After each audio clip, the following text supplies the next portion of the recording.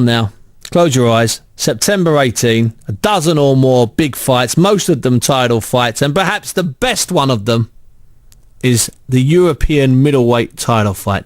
We're in Birmingham at the LG Arena. It's the 18th of September, and in one corner there's Matthew Macklin, and in the other corner there's Darren Barker. They were meant to fight last September or October. They didn't. They've been eyeing each other. They've been talking to each other. They even came head-to-head this week. It's a fight that has to happen, but there's a lot of rumours. So I managed to get hold of Matthew today, and the first thing I asked him, the only thing I could ask him, was, will it happen? Well, it will, as far as I know. I mean, I've signed the contract, Darren Barker's signed the contract. As far as I'm concerned, it's 100% going to happen. I mean, some people have said there's rumours, but I don't believe them. I mean, I don't believe he'll pull out. I mean, at the end of the day, how's he going to pull out? You know, what else has he got in the pipeline? I'm his mandatory challenger. He has to fight me. If he doesn't fight me, then he'll be stripped. You know, he seems confident for the fight. He's getting a good payday for that. I just can't see any reason why he wouldn't fight. Good. And you're not negotiating for a world title, eliminator or anything at the same time? I'm not negotiating for anything with anyone. Good. The only thing, I've signed a contract for this fight, and the only thing I'm negotiating with between now and then is my weight. But no, the fight's on 100%, and listen, if it doesn't happen, it won't be down to me. So when are you going back to Freddie Roach's gym in Los Angeles? I'll be going the 23rd of July, so about 10 days from now. Okay, and then when will you come back from there, Matt? How close to the fight? Probably, I was thinking 10 days, but I'm starting to think probably 2 weeks would be better. Especially because of the press stuff and that. I'd rather just, come the other side of the weekend rather than leaving it. I'd rather get those extra few days. Now, a lot of people that don't know very much about boxing end up in Freddie Roach's gym and they become instant experts. Matt, give us an idea of what the training's like. Give us an idea of how hard or difficult the sparring is.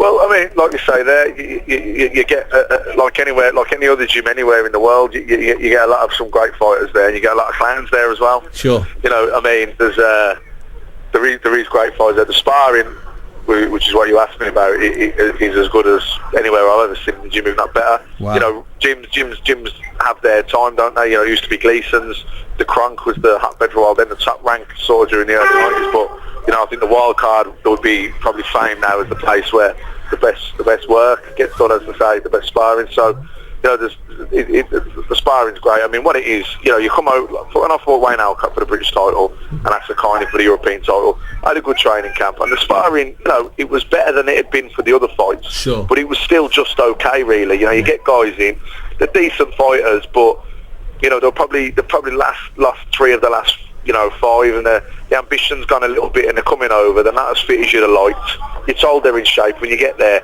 they're all right for 4 rounds, and then you're carrying them for the other 2 or 3, sure. And it's just, you know, it's a pain really after, you know, when you're bringing them in and you're flying them over, you're putting them up.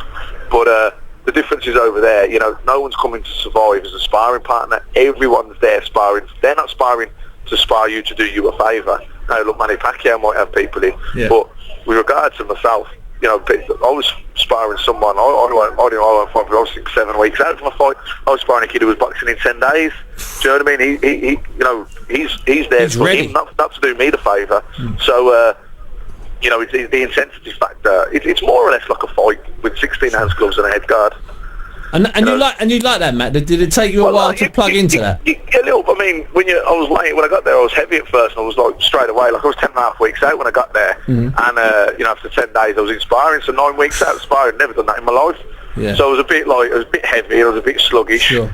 But it's a bit of a baptism of fire, and you know, I adapted pretty quickly because I had to. But no, I mean, the intensity is good. I mean, you've got to be careful. You don't want to be leaving it in the gym, so you've got to make sure you're not getting sucked into wars. But you still need the intensity. Sparring is the nearest thing we get to the fight, isn't it? You know, we still got to have that intensity in there. Sure. You know, you can't have people pulling punches and tip-tapping. It's not realistic then. And but like, obviously, you've got to be careful not to get sucked into wars. And then you know enough about, you know, you've been around often enough now, both as an amateur and as a pro. You know enough about, you know, calling it a day during the sparring and pulling out a couple of rounds. You know that you got. Well, I mean, there's no money in leaving it on the floor in Freddy's, is there? Yeah, well, there's no trophies to be won there. And like, sure. Yeah, we've all still got pride, but I'm not young and stupid pride anymore. And I was like sort of 19, 20, I'd have fought to the bitter end just to have the better of. You know what I mean? And whoever it was in the other corner, yeah. Yeah, so, like, don't get me wrong, I've still got that competitive nature about me. If I didn't, I wouldn't be where I am. But, you I'm not stupid. I know I'm in sparring to sharpen my tools, get my eye in, toughen my body up, how sharpen up. Basically, it's not there to win a world title in the gym, and I don't feel like at this stage that I need to prove myself. No, you don't. Now, Matt, is there a chance that Freddie will come back at some stage? Yeah, no, Freddie will be back. I'll be back 2 weeks before. Chavez Jr., I think he's back in September 11th. Sure. So Freddie will probably fly out on the Sunday or the Monday.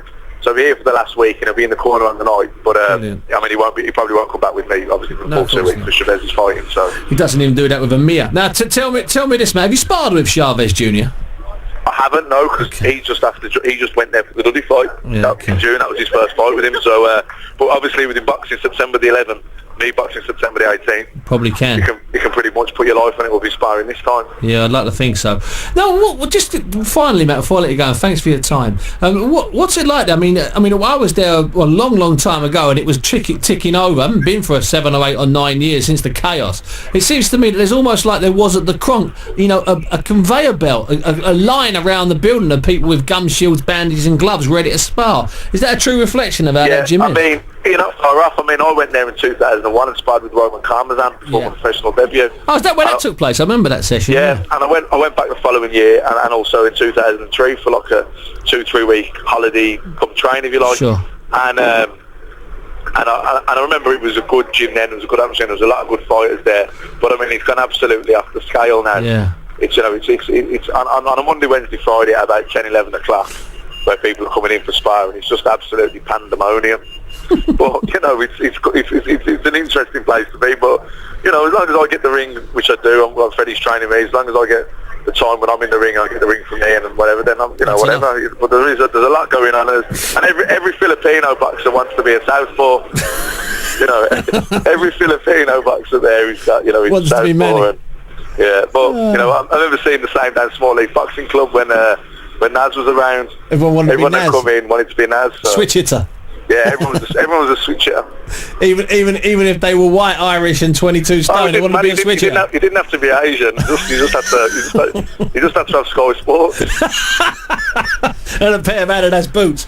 Yeah, exactly. Listen, Matt, enjoy the rest of your summer. Enjoy your trip over there, and we'll see you before that September 18th fight. All right, cheers. Thanks, Steve. See you later, Matt. Bye, mate. Bye. Matthew Macklin talking there. Of course, he's the challenger to Darren Barker, who is the European middleweight champion. That fight, as I mentioned at the top, and as Matthew mentioned, at the LG Arena on the 18th of September.